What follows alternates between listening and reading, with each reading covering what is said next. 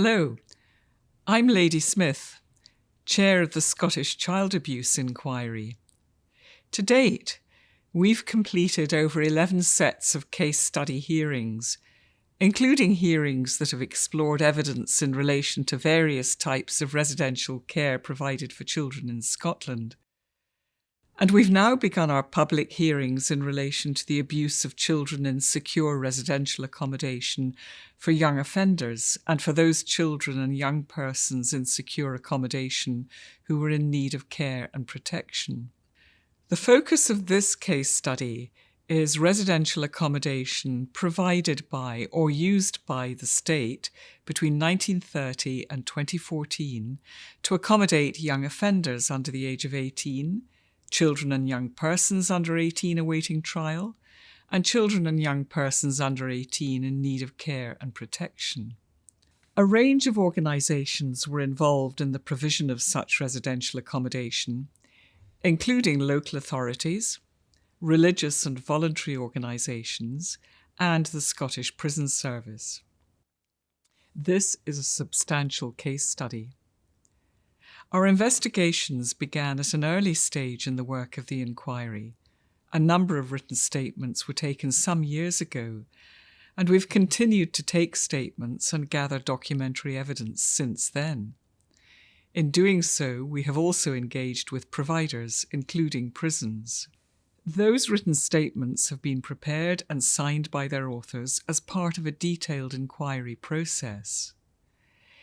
In the case of applicants, that is, those who were resident in one of these places, they will have had a private session and the opportunity to review their statements, careful procedures that are explained on our website.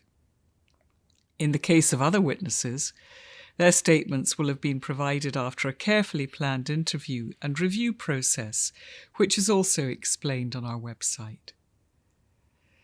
We will also, in the course of these hearings, be referring to a number of relevant documents.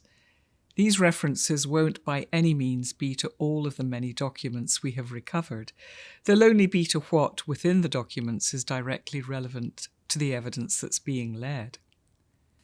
As ever, difficult decisions have been and will have to be made as to which witnesses are to be heard in person and which are to have their statements read in. There will, I know, be some whose statements will be read in that may have preferred to give evidence in person, and I'm sorry we won't be able to do that. I would, however, wish to stress that written statements are valuable evidence to the inquiry, and the fact that a statement is read in rather than its author give evidence in person in no way diminishes their importance to our work and our learning. All evidence is important to the inquiry, and the signed witness statements will be carefully considered and evaluated as part of this case study in the same way as all other relevant evidence, in accordance with our standard practice.